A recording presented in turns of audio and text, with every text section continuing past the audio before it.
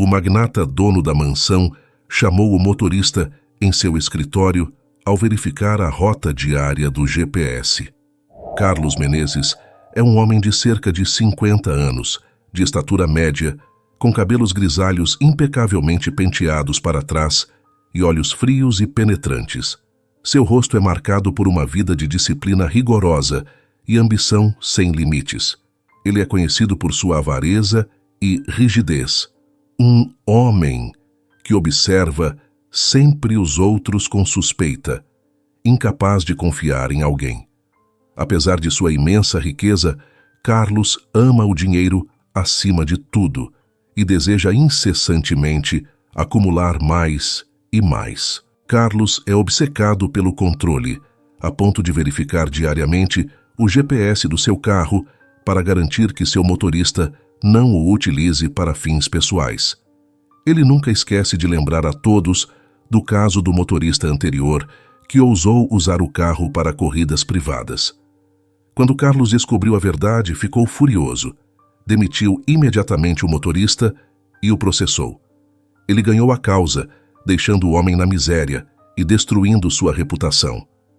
Esse evento se tornou uma lenda entre seus empregados, um aviso sobre a severidade e intransigência de Carlos. Enquanto examina a rota do GPS naquela tarde, Carlos percebe algo estranho. O carro fez várias paradas suspeitas nas últimas semanas. Furioso, ele chama João em seu escritório. João, um jovem de 26 anos, muito bonito, com pele escura e cabelos curtos, sempre bem cuidados, entra nervoso. Seu físico atlético e aparência impecável não conseguem esconder a ansiedade em seus olhos. Carlos o olha friamente, fazendo um gesto para que se sinta sem dizer uma palavra. Abre o arquivo do GPS no computador e mostra as provas a João. Me explique essas paradas, ordena Carlos com voz cortante. Por que o carro está fazendo paradas não autorizadas? João, tentando manter a calma, nega todas as acusações. Senhor Menezes, eu não fiz nada de errado. Uso o carro apenas para o seu serviço. Carlos ergue uma sobrancelha, incrédulo. Não minta para mim, João. Tenho as provas bem aqui. Pare de me fazer de bobo. Confrontado com evidências incontestáveis, João desaba. Tá bom, eu confesso. Eu fui ao orfanato fora da cidade. Faço trabalho voluntário lá e, às vezes, uso o carro para fazer compras para eles. Aconteceu poucas vezes, eu juro. Os olhos de Carlos se estreitam enquanto escuta as palavras do jovem. Ele entende os nobres propósitos de João, mas sua raiva não diminui. Não me interessa suas boas intenções, João. Se você quer ser voluntário, é problema seu, mas não pode comprometer o seu trabalho. Notei que você chegou atrasado algumas vezes. Esse comportamento é inaceitável. João, com lágrimas nos olhos, suplica. Senhor Menezes, por favor, me dê mais uma chance. Minha esposa não trabalha e tenho 2 filhos para sustentar. Este trabalho é nossa única fonte de renda. Carlos o olha com um olhar severo, mas também com um leve toque de reflexão. Tudo bem, João. Não vou te demitir desta vez. No entanto, vou descontar uma parte do seu salário para cobrir os custos de combustível que você usou. Considere isso um aviso. João abaixa a cabeça, aceitando a punição. Obrigado, senhor Menezes. Não vou decepcionar sua confiança de novo. Carlos observa João sair do escritório, o jovem motorista com o coração pesado. Ele fecha o arquivo do GPS e se senta em sua mesa, refletindo sobre o que acabou de acontecer. Apesar de sua rigidez, algo nas palavras de João o tocou. Mas, por enquanto, ele mantém seu coração de ferro e continua focado em seus negócios. Carlos Menezes não teve uma vida fácil. Nascido em uma família humilde, ele cresceu em um lar tumultuado. Sua mãe era alcoólatra e frequentemente traía seu pai, enquanto este era arrogante e violento. Carlos muitas vezes sentia que havia vindo ao mundo sem ser realmente desejado. Com o passar do tempo, ele se resignou a essa realidade e decidiu trilhar seu próprio caminho, sempre com a cabeça erguida. Desde jovem, Carlos demonstrou uma tenacidade incomum. Ele se dedicou com afinco aos estudos e ao trabalho, determinado a mudar seu destino.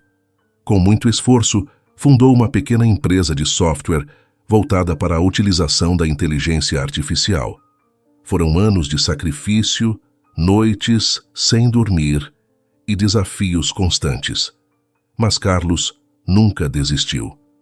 Hoje, ele é o proprietário de uma empresa avaliada em milhões, listada na Bolsa de Valores. O sucesso, no entanto, não trouxe felicidade plena a Carlos. Seus relacionamentos sempre foram frios e distantes, principalmente com seus pais. A mãe, afogada em bebidas, nunca lhe deu o carinho e a atenção que ele ansiava. O pai, com sua natureza violenta, apenas acrescentava mais dor ao já pesado fardo que Carlos carregava no coração. Crescendo com essas cicatrizes, ele se tornou um homem austero e desconfiado, incapaz de confiar plenamente em alguém. Carlos está sempre imerso no trabalho, sempre de um lado para o outro, buscando melhorar e crescer continuamente. Entre telefonemas, reuniões, viagens de negócios e contratos, ele nunca encontrou tempo para se casar e formar uma família. A vida de Carlos é uma corrida incessante pelo sucesso, onde não há espaço para relacionamentos pessoais ou afetos. Por alguns dias, João chega sempre sorridente e pontual ao trabalho. Carlos observa o comportamento do jovem motorista, mas permanece vigilante. Até que, em uma manhã crucial, quando Carlos tem uma importante negociação com clientes, João chega atrasado. Carlos fica furioso. Depois do encontro com os clientes, vamos ter uma conversa, e não será agradável, diz ele, com os olhos faiscando de raiva. João espera pacientemente fora do elegante arranha-céu onde Carlos tem a reunião. Ele sabe que essa conversa pode decidir seu futuro na empresa. Enquanto isso, Carlos está focado na negociação. Os clientes são exigentes, mas a habilidade de Carlos em lidar com situações complexas se sobressai. A reunião é um sucesso, e ele assina um contrato milionário. Satisfeito e feliz, Carlos sai do prédio com uma sensação rara de alívio e contentamento. Quando se aproxima de João para entrar no carro, a raiva que sentia mais cedo desaparece. Ele está de bom humor, algo muito raro, pois geralmente exibe uma expressão carrancuda e um olhar severo, como se estivesse sempre irritado com o mundo inteiro. Vamos, João. Hoje foi um bom dia, diz Carlos, com um sorriso que surpreende o jovem motorista. É um momento raro, uma pausa na rigidez constante de Carlos. Talvez um indício de que, apesar de tudo, ele ainda tem um lado humano enterrado sob sua dura carapaça. Durante o caminho para o escritório, João está visivelmente ansioso. Sua mente está repleta de preocupações sobre seu emprego, especialmente depois da advertência de Carlos. No entanto, ao perceber que Carlos está de bom humor, decide aproveitar o momento positivo e não tocar no assunto que o aflige. Carlos, por sua vez, está radiando satisfação.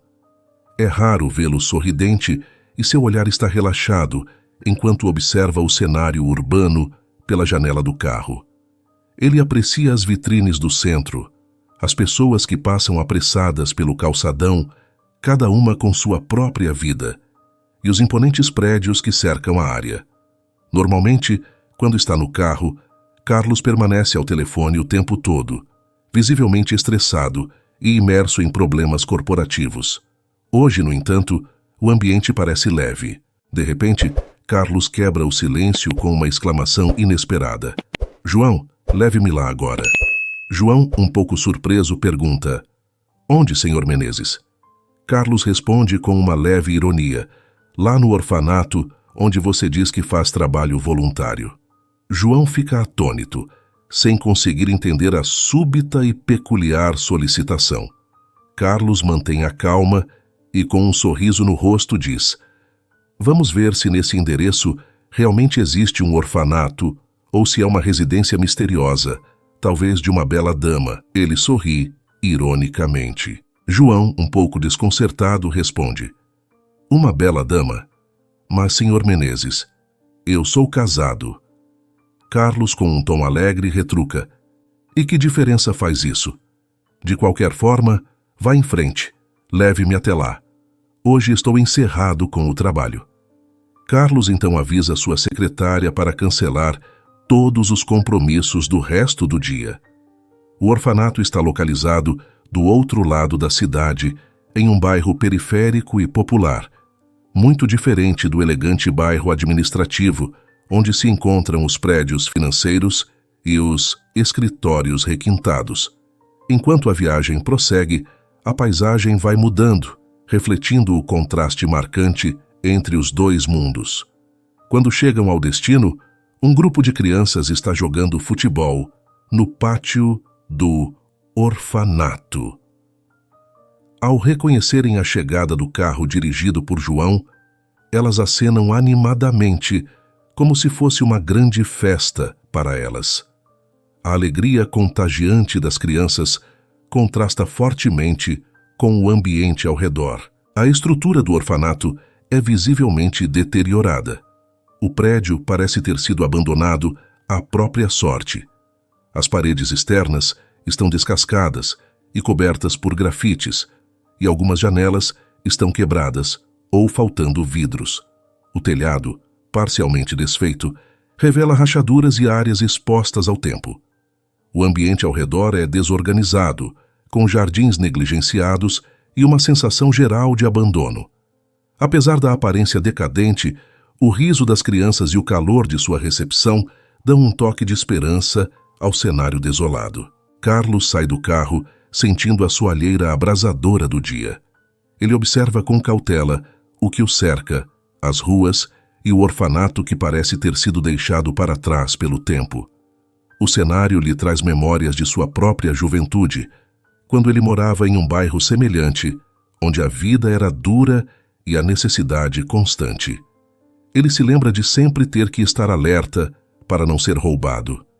Enquanto contempla o ambiente ao redor, Carlos se dá conta de quanto ele conseguiu mudar sua vida. Ele superou aqueles dias de dificuldades e carência e agora desfruta de uma posição de sucesso e riqueza. No entanto, ele não renega suas origens humildes. Ao contrário, elas são motivo de orgulho para ele. João cumprimenta as crianças, passando a mão carinhosamente na nuca de Felipe, o menino que vive no orfanato há mais tempo. Felipe tem 14 anos e está na lista de espera para a adoção desde os 2. Ele sofre de convulsões, o que afastou muitas famílias que poderiam ter sido seus pais adotivos. As famílias geralmente buscam o melhor, como se as crianças fossem mercadorias, e não seres humanos com sentimentos e necessidades. Carlos se aproxima de João e pergunta: então é aqui que você vem ajudar? João responde, hesitando um pouco: sim, minha esposa, Renata, vem aqui todos os dias para ajudar a preparar o almoço. Enquanto quando o trabalho de motorista me permite, eu venho também. Carlos sorri, mas se mantém em silêncio. Ele observa as crianças correndo atrás da bola, como se estivessem correndo atrás de seus sonhos. Cada uma delas carrega uma história de dificuldades, de lares desfeitos, famílias complicadas e, muitas vezes, abusos terríveis.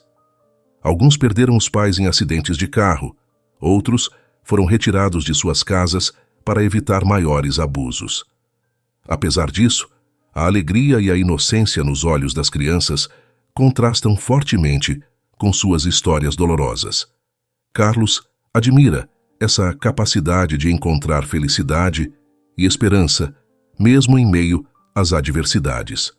Ele reflete sobre como, às vezes, deveria se inspirar nessas crianças, que enfrentam suas dificuldades com um sorriso genuíno, enquanto os adultos frequentemente se sentem arrasados por problemas menores que parecem fazer o mundo desabar sobre eles. Com esses pensamentos em mente, Carlos se sente tocado por aquela realidade simples e verdadeira, algo que ele raramente experimenta em seu mundo repleto de negócios e pressões constantes. O contraste entre sua vida e a dos pequenos o faz questionar se ele realmente tem encontrado a verdadeira felicidade, ou se apenas acumula bens e sucessos que, no fundo, não preenchem o vazio que ele sente. Enquanto Carlos e João caminham pelo orfanato, Dona Marta se aproxima. É uma mulher de cerca de 50 anos com um sorriso contagiante e um ar de alegria genuína. Apesar das dificuldades, sua presença irradia calor e acolhimento. "Bom dia, João. Que prazer vê-lo aqui", Dona Marta diz, estendendo a mão para cumprimentar João. João, com um sorriso tímido, apresenta Carlos. "Dona Marta, este é Carlos Menezes, meu chefe. Ele está curioso para conhecer o orfanato onde eu faço um pouco de trabalho voluntário." Dona Marta sorri ainda mais e, com um gesto afetuoso, coloca o braço em torno de Carlos. "Muito prazer em conhecê-lo, Sr. Menezes. Venha, vou lhe mostrar a nossa casinha." Carlos segue Dona Marta, observando com atenção, enquanto ela o guia pelos diferentes ambientes do orfanato. Eles passam pelo refeitório, onde as mesas e cadeiras são simples, mas bem cuidadas. Dona Marta explica que, com os poucos fundos disponíveis, o local é mantido com muito esforço. "Este é o nosso refeitório. As refeições são simples, mas nutritivas", diz Dona Marta. "Aqui é onde os meninos se reúnem para comer e socializar." Eles seguem para os dormitórios, onde até 20 crianças dormem juntas em grandes beliches.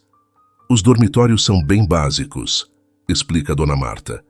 "Não temos ar-condicionado, e se temos sorte, temos 2 ou 3 ventiladores antigos funcionando. Eles precisam servir para todos os 70 meninos que vivem aqui." Carlos escuta atentamente, sem interromper. Dona Marta continua a mostrar os diferentes espaços, falando com paixão sobre o trabalho que fazem. Ela conta histórias emocionantes de crianças que encontraram um lar temporário no orfanato após passar por situações terríveis. "Nós fazemos tudo o que podemos para manter este lugar funcionando", diz Dona Marta com um olhar preocupado.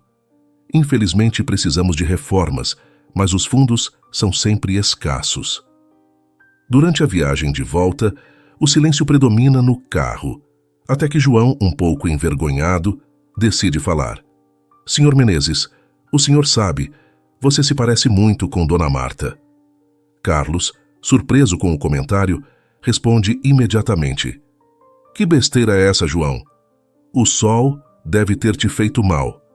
Mas João, com uma firmeza que chama a atenção, insiste.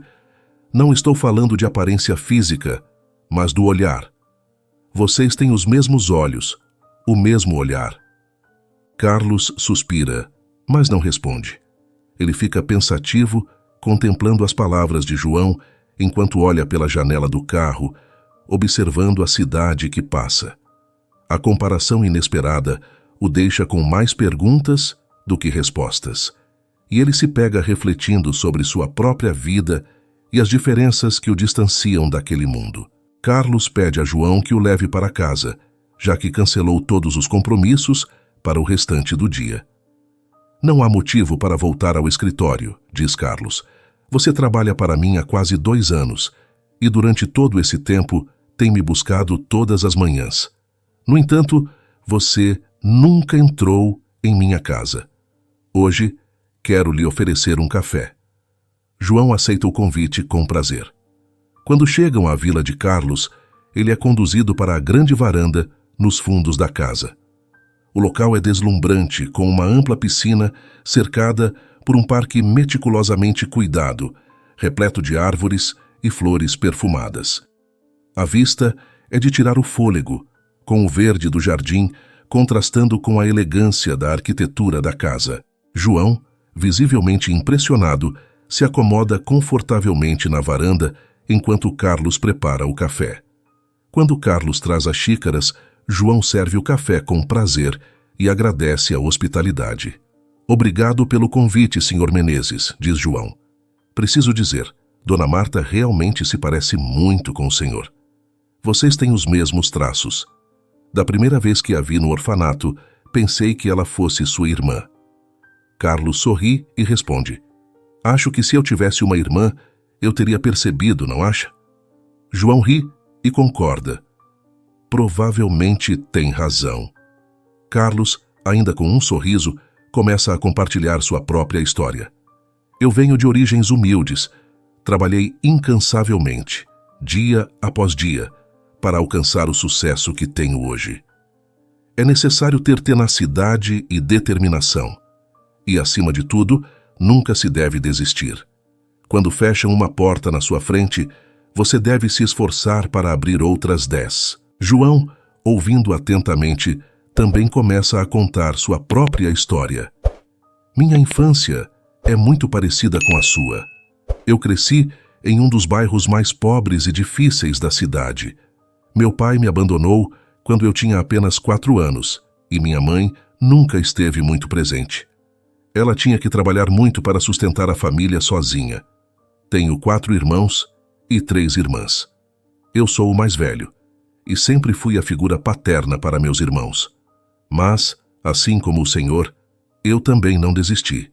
Trabalhei honestamente e, hoje, embora minha esposa não trabalhe, vivemos em um bairro melhor. Carlos ouve com atenção, sem interromper, e sente uma profunda identificação com a infância de João.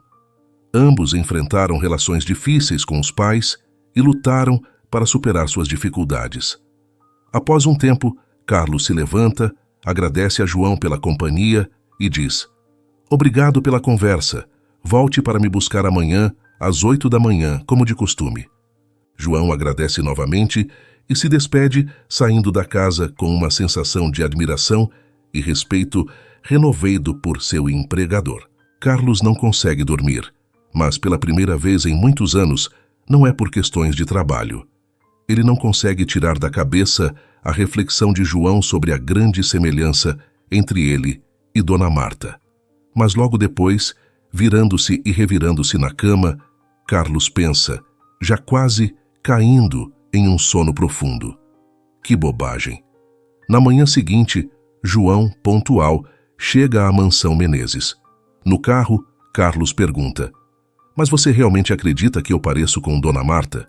João responde com convicção: Sim, senhor Menezes. Acredito? Carlos reflete por um momento e então diz: Nunca pensei em fazer caridade. Você acha que sou uma pessoa ruim por isso? João balança a cabeça rapidamente. Não, senhor Menezes. A caridade deve vir do coração. Carlos levanta uma sobrancelha. Você está querendo dizer que eu não tenho coração? João, preocupado em ter ofendido seu chefe, se apressa a responder. Não quis dizer isso, senhor Menezes. Só acho que o senhor tem o coração para fazer outras coisas, só isso. Chegando à sede da empresa, Carlos diz a João para segui-lo até seu escritório. Uma vez lá dentro, Carlos preenche um cheque e o mostra a João. Olha, esta é minha boa ação do dia. Um cheque. Vou levá-lo hoje mesmo para Dona Marta, para te mostrar que também tenho sentimentos. João fica agradavelmente surpreso e acena com a cabeça. Mais tarde, juntos, voltam ao orfanato e quando Carlos entrega o cheque nas mãos de Dona Marta, ela fica pálida, incrédula. Senhor Menezes, como assim? Tanto dinheiro? Carlos responde calmamente. Eu ganhei muito mais dinheiro do que posso gastar em uma vida. Acho que se eu começar a ser um pouco generoso, não vai ser o fim do mundo, afirma ironicamente. Carlos se entretém conversando com Dona Marta sobre diversos assuntos. Ao final, ela confessa que foi adotada. Ele entende o motivo pelo qual ela decidiu dedicar sua vida a essa causa, pois ela viveu isso na própria pele. Marta conta que foi abandonada, ainda recém-nascida, no hospital samaritano. Por uma estranha coincidência, aquele hospital fica no mesmo bairro onde Carlos morava durante a infância. Os dois continuam conversando e ele descobre que Dona Marta tem menos de 2 anos de diferença de idade em relação a ele. De repente, Carlos fica sério, começando a pensar obsessivamente nas palavras de João, e nos constantes comentários sobre a semelhança entre ele e Dona Marta. As crianças no orfanato exalam uma alegria contagiante enquanto brincam felizes. Correm pelo pátio, riem e se divertem, alheias às preocupações dos adultos. A alegria e inocência delas preenchem o ar com um calor genuíno, lembrando a Carlos e a Dona Marta o verdadeiro motivo pelo qual o orfanato existe: oferecer um refúgio seguro e amoroso para esses pequenos corações necessitados. Nas semanas seguintes, os diálogos entre João e Carlos mudam completamente, perdendo aos poucos os formalismos. João, que encarna o bom rapaz, honesto e trabalhador, transforma-se em um confidente para Carlos. Eles começam a conversar sobre diversos assuntos de maneira mais descontraída, algo que Carlos nunca fez antes. Ao longo dos anos, Carlos conheceu centenas de pessoas, mas devido ao seu caráter rude e austero, sempre teve grandes dificuldades em fazer amizades autênticas. Embora esteja sempre cercado de pessoas, Carlos é, na realidade, uma pessoa solitária. Não tem amigos verdadeiros em quem possa confiar. João, de alguma forma, talvez por causa de sua franqueza, consegue encontrar uma abertura no coração de Carlos. Não se pode dizer que os dois se tornaram amigos, mas certamente se aproximaram bastante. Nas últimas semanas, Carlos vem sendo perseguido por uma estranha obsessão. Ele se pergunta às vezes se Dona Marta, por alguma coincidência do destino, poderia estar de alguma forma ligada à família de Carlos. Carlos não acredita em coincidências. É um homem concreto e prático, não gosta de trabalhar com fantasias, e os únicos sonhos em que acredita são aqueles que se tem quando se dorme. É um homem muito realista. Porém, decide investigar essa possibilidade. Durante uma de suas conversas matinais, Carlos menciona sua intenção de esclarecer essa dúvida a João. João se anima imediatamente e fornece o nome de um conhecido que é investigador particular. Ele é muito bom no que faz, garante João. Tenho certeza de que pode te ajudar a descobrir a verdade. Carlos, relutante mas determinado, entra em contato com o investigador e explica sua situação. O investigador garante que em 10 dias trará as informações solicitadas. Enquanto espera, Carlos se vê cada vez mais ansioso, pensando em todas as possibilidades e consequências das respostas que pode receber. Essa investigação traz à tona sentimentos e questões que ele nunca considerou. E enquanto os dias passam, a amizade crescente com João se mostra um apoio inesperado, trazendo a Carlos uma sensação de conforto que ele há muito tempo não experimentava. Por enquanto, ele aguarda as respostas, lidando com a ansiedade e a curiosidade que crescem dentro dele, mantendo a esperança de que qualquer que seja o resultado, ele estará um passo mais perto de entender sua própria história e as conexões que ele possa ter com Dona Marta. Carlos pensa que talvez valha a pena falar diretamente com os seus pais, mas logo descarta essa possibilidade. Os relacionamentos com eles já eram frios quando ele era criança, e ao longo dos anos se tornaram ainda mais gelados. A última vez que falou com eles foi há mais de 1 ano. Além disso, negariam mesmo diante da evidência. Não resta outra opção senão confiar no relatório do investigador. Os dias passam e João e Carlos passam muito tempo juntos. Carlos frequentemente convida João para jantar em sua vila. Às vezes, pede que ele traga também a esposa e os 2 filhos. No entanto, João sempre comparece sozinho, pois sua esposa encontrou alguns trabalhos temporários e não pode se ausentar. Em pouco tempo, o relacionamento profissional deles se transforma em uma amizade genuína. Carlos realmente precisava disso. Ele se sente mais alegre ao compartilhar seus pensamentos com alguém que o escuta e o aconselha. Além disso, João é um rapaz espirituoso que, apesar das dificuldades, nunca perdeu a vontade de sorrir. Para Carlos, João é uma espécie de remédio que lhe devolveu o sorriso e a vontade de viver mais serenamente. Ele se sente até rejuvenescido. Enquanto estão no carro, Carlos de repente abre seu coração como nunca havia feito antes. João, para mim você já é um amigo. Queria te agradecer por tudo o que fez por mim. Graças a você, redescobri o significado da vida. Estive tão ocupado, ganhando dinheiro e pensando apenas nos negócios, que acabei perdendo a liberdade de viver. Você me ensinou a viver novamente, e por isso te agradeço. João fica em silêncio, sentindo-se quase envergonhado por aquelas belas palavras. Eu é que te agradeço. Carlos, você me deu um emprego que me permite sustentar minha família e meus filhos. Logo a conversa se volta para o investigador e a possível descoberta. João pergunta, curioso: Carlos, o que você espera descobrir com o relatório do investigador? Qual você acha que será o veredito? Carlos suspira e responde com calma: Sinceramente, João, não tenho ideia. Estou apenas tentando entender a verdade, seja qual for. João continua, hesitante: Você acha que Dona Marta poderia ser sua irmã? Carlos é prudente em sua resposta. Não sei, João. É uma possibilidade que não posso ignorar, mas estou pronto para aceitar qualquer situação. A vida tem maneiras estranhas de nos surpreender. Imagino como deve ser difícil para você, diz João, tentando tranquilizar o amigo. Independente do resultado, pelo menos você está buscando respostas. Carlos acena com a cabeça. Sim, e seja qual for a verdade, estou determinado a enfrentá-la com a cabeça erguida, responde.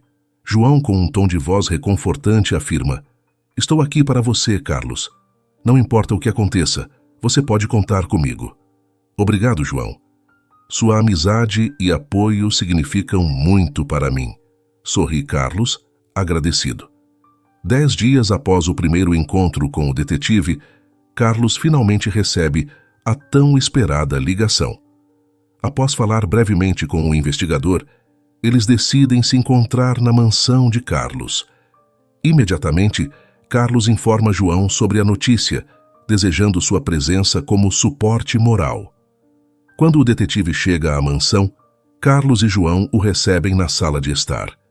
A atmosfera é tensa, carregada de expectativas e temores. Senhor Menezes, tenho notícias grandiosas.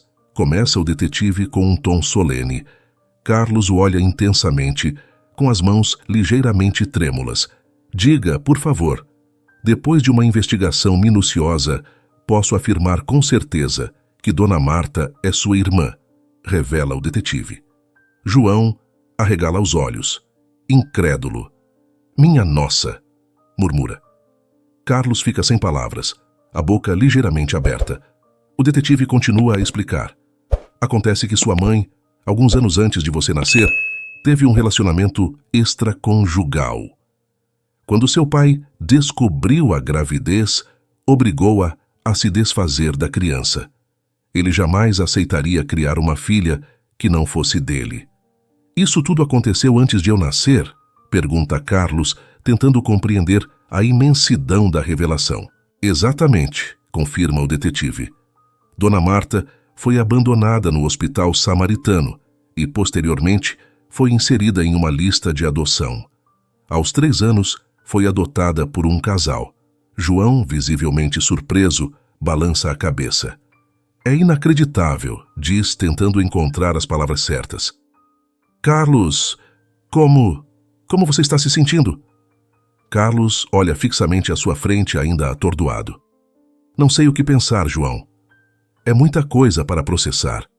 O detetive, sentindo que seu trabalho está concluído, se levanta. Senhor Menezes, se precisar de mais alguma coisa, estarei à disposição. Foi um prazer ajudá-lo. Carlos se recupera ligeiramente e acena com a cabeça. Obrigado por tudo. Realmente obrigado. Depois que o detetive sai, João e Carlos permanecem em silêncio na sala, cada um imerso em seus próprios pensamentos. A sala parece maior, mais vazia, enquanto eles tentam absorver as revelações recém-recebidas. João olha para Carlos, a expressão séria, mas os olhos brilhando de entusiasmo. Quando você pretende contar para Dona Marta, vai ser um choque para ela, mas no final, ela ficará extremamente feliz. Depois de tantos anos, ela finalmente poderá abraçar o irmão que nem sabia que tinha. João sorri, visivelmente emocionado. Carlos suspira, um misto de ansiedade e felicidade em seu rosto. Também estou feliz. Certo, ainda me sinto atordoado porque a notícia é extremamente chocante, mas é uma felicidade que de repente uma irmã entrou na minha vida. Amanhã contarei a ela. Os dois se abraçam fraternalmente. O laço entre eles agora é mais forte do que nunca. Na manhã seguinte, logo cedo, João acompanha Carlos até o instituto onde Dona Marta trabalha. Eles entram no pequeno escritório de Dona Marta, que tem uma janela minúscula e um ventilador barulhento que gira com dificuldade. O ambiente é simples, mas acolhedor. Carlos pega as mãos de Dona Marta com delicadeza. Vim aqui para te dar uma notícia surpreendente. Ela o olha, curiosa e um pouco apreensiva. O que é? Pergunta ela, a voz cheia de expectativa. Fiz uma investigação pessoal e descobri que você é minha irmã, irmã de sangue. Não há sombra de dúvida. Dona Marta fica atônita, o rosto dela muda de cor e o olhar fica vago por um momento. O respiro dela se torna pesado e ela balança a cabeça, tentando processar a informação. Mas como, depois de tanto tempo... Mas você tem certeza? A voz dela é uma mistura de incredulidade e esperança. Carlos a olha nos olhos, transmitindo segurança. Sim, tenho certeza. Os dois se abraçam. Um abraço que parece querer recuperar o tempo perdido. As lágrimas escorrem pelo rosto de Dona Marta enquanto ela aperta Carlos com força, como se temesse que ele desaparecesse. Temos tantas coisas para conversar. Temos 50 anos de histórias para contar, diz ela, a voz ainda embargada pela emoção. Carlos sorri, a felicidade evidente em seu rosto. Temos todo o tempo do mundo agora. Ele faz uma pausa, vira-se para João e acrescenta: se não fosse por você, querido João, com suas teorias sobre a nossa semelhança, eu nunca teria encontrado minha irmã. Eu sempre serei grato a você por isso. Obrigado, do fundo do meu coração. João, que estava observando a cena em silêncio, sente uma onda de emoção. Ele pisca rapidamente para segurar as lágrimas e responde com a voz trêmula: não precisa me agradecer, Carlos. Ver vocês dois juntos é a maior recompensa que eu poderia ter. Dona Marta se afasta um pouco de Carlos, ainda segurando suas mãos, e olha para João. Você foi o anjo que trouxe meu irmão de volta para mim. Obrigada, João. De verdade. Carlos e João trocam um olhar significativo, e João sente uma profunda satisfação ao ver a alegria nos olhos de seus amigos. Ele sabe que sua amizade com Carlos nunca mais será a mesma. Será ainda mais forte, mais profunda. Carlos então se vira novamente para Dona Marta, os olhos cheios de amor fraternal. Marta, vamos recuperar o tempo perdido. Quero saber tudo sobre você, sua vida, suas conquistas e desafios. E quero que você saiba tudo sobre mim também. Dona Marta sorri, um sorriso que ilumina todo o seu rosto. E eu quero saber tudo sobre você, Carlos. Temos muito a compartilhar. E a partir de agora, faremos isso juntos. A conversa continua, cheia de risos, lágrimas e memórias compartilhadas. Cada palavra é um passo em direção a um novo começo, um recomeço como irmãos. E João, assistindo a tudo, sente-se honrado por ter sido uma pequena parte dessa grande história. Carlos, após um longo momento de conversa intensa e emocionada, levanta-se e diz: Marta, quero te levar para jantar hoje. Nós três. Vamos celebrar esse reencontro. João, surpreso, responde rapidamente: eu adoraria, mas preciso ver se minha esposa pode ir também. Ela vai querer conhecer a sua irmã, Carlos. Dona Marta ri, ainda enxugando as lágrimas. Vai ser um prazer conhecê-la, João. E eu quero conhecer todos que são importantes para vocês. Carlos sorri para João. Está decidido, então. Vamos fazer deste um dia inesquecível. Enquanto saem do escritório de Dona Marta, a sensação de um novo começo envolve todos eles. Carlos olha para João e Marta e sente que, finalmente, sua vida está completa. João, caminhando ao lado de Carlos, sabe que esse é apenas o início de uma bela e duradoura amizade. João, Carlos e Marta passam a noite juntos.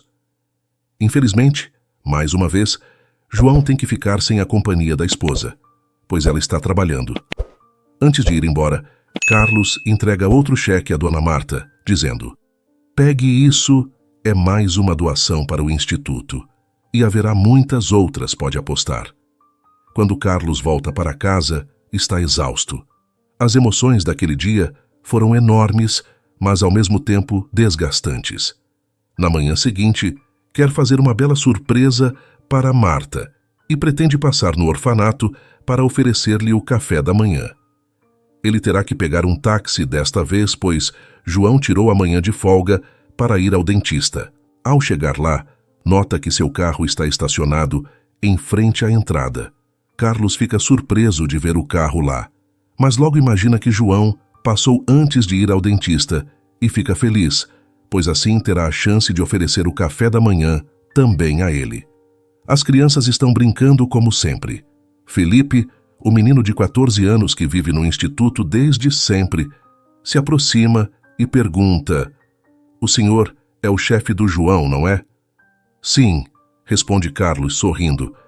"Ele está falando com Dona Marta agora. Está no escritório dela", diz o garoto. "Você conhece o João há muito tempo?" "Ele e a esposa fazem voluntariado há alguns anos." "Certo?" pergunta Carlos. Felipe franze a testa, surpreso. "Eu não sei nada sobre a esposa dele.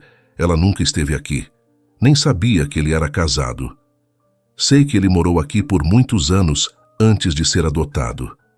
Carlos luta para processar as palavras de Felipe. Está desorientado e confuso. "Venha, vou acompanhá-lo até lá dentro, senhor", diz Felipe educadamente. Carlos entra no prédio e percorre o longo corredor. Ao se aproximar do escritório de Marta, nota que a porta está entreaberta. Ele ouve vozes alteradas. Estão discutindo. Sem ser notado, espreita dentro. São João e Marta e estão brigando. "Eu pego 40%. Foi o que combinamos desde o início", exclama João. "30%, retruca ela, furiosa. E Marta acrescenta: "Precisamos reconsiderar nossos lucros, querido, porque não podemos embolsar tudo o que arrecadamos das doações. Uma pequena parte, pelo menos, temos que dar para o Instituto. Sem mim, você não arrecada nem um centavo. Sou eu que encontro os tolos para enganar, que sempre tenho que atuar e chamar aquele cara, como se chama, para fazer o papel do investigador. Mas sou eu que estudo quais vítimas escolher", responde ela irritada. "Vamos dividir igual e ponto final." Carlos já ouviu o suficiente. Ele percebe que foi vítima de uma farsa, uma trama bem orquestrada, onde tudo era falso. De repente, irrompe no escritório. "João, Marta, vocês são apenas dois mesquinhos trapaceiros, mas agora a festa acabou. Garanto isso." Marta e João ficam petrificados, pegos de surpresa. Não tem nem tempo de pensar em uma desculpa convincente. "João, você? Eu te considerava um amigo. Como pôde fazer isso comigo? E não pensam no instituto? Deveriam se envergonhar." Carlos se prepara para ir embora. "Não, espere", grita João. "Foi culpa dela, da Marta." "Não diga bobagens. Foi você que teve a ideia da irmã", retruca Marta. João tenta deter Carlos, que está firmemente decidido a avisar as autoridades, mas Carlos o empurra bruscamente. "Tenho vergonha de você, não pensa nas crianças lá fora? Um dia você foi como eles, o que aconteceu com você?" João fica sem palavras. Carlos se afasta rapidamente e vê todas aquelas crianças inocentes. Ele para e respira fundo, sentindo o peso das últimas revelações. Olha para as crianças brincando, rindo e vivendo suas vidas sem saber das mentiras e enganações ao seu redor. Em seu coração, ele decide que nunca mais permitirá que algo assim aconteça. Ele se compromete a proteger aqueles que não podem se proteger sozinhos, a lutar por justiça e a ser a mudança que deseja ver no mundo.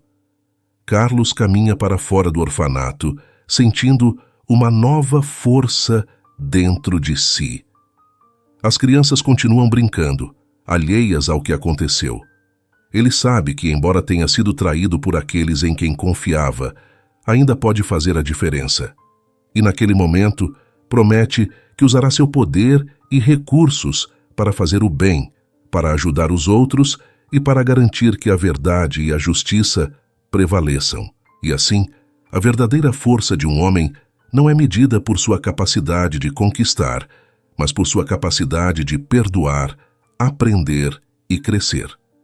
Carlos escolhe o caminho da redenção, com um coração firme e uma determinação inabalável, porque no final, a verdadeira vitória está em se manter íntegro, mesmo diante das maiores adversidades. Nas semanas seguintes ao escândalo, Carlos decidiu que não deixaria a traição de João e Marta destruir sua confiança na humanidade ou sua determinação em fazer a diferença. Ele se afastou do orfanato em que Marta trabalhava, mas não abandonou sua vontade de ajudar. Ao invés disso, procurou outros projetos beneficentes, onde pudesse investir seu tempo e recursos de maneira transparente e genuína. Carlos encontrou um novo orfanato, administrado por uma instituição de confiança, e se dedicou a apoiar essa nova causa. Ele fez doações significativas, garantiu reformas necessárias e investiu em programas educativos e de bem-estar para as crianças.